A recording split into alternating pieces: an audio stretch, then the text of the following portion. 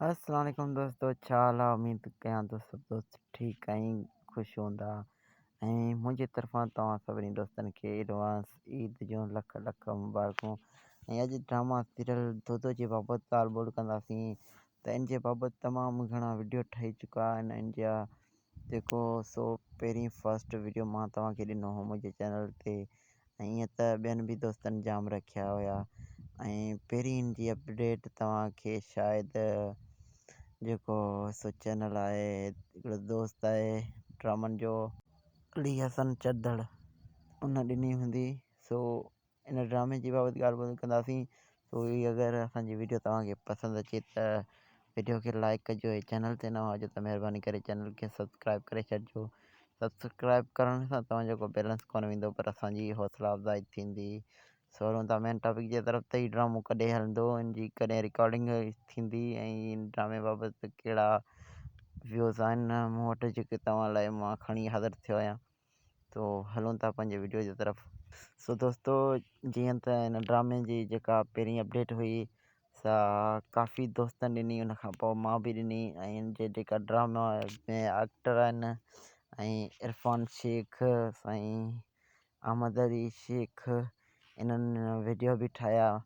जेको तमामु वीडियो में इहो बयानु ॿुधायो त तमामु जल्द मेरान टीवी ते ड्रामो हलंदो दूधो जे नाले सां, जंहिंमें सिंध जा नाले वारा आर्टिस्ट पिणु कमु करे रहिया आहिनि।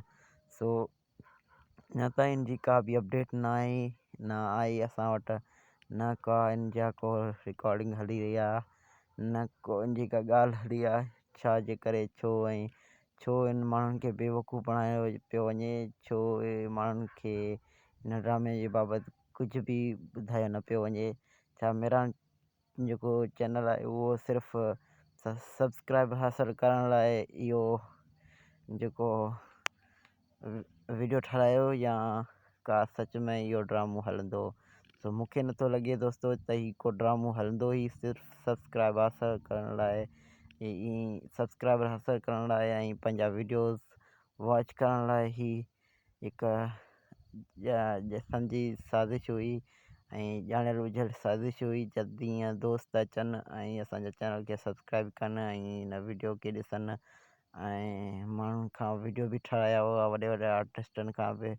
सो इन ड्रामे जी अञा ताईं त का अपडेट न आहे ख़ासि। मूंखे लॻे थो त ही सिर्फ़ु अफ़वाह हुयूं, कूड़ हुयो।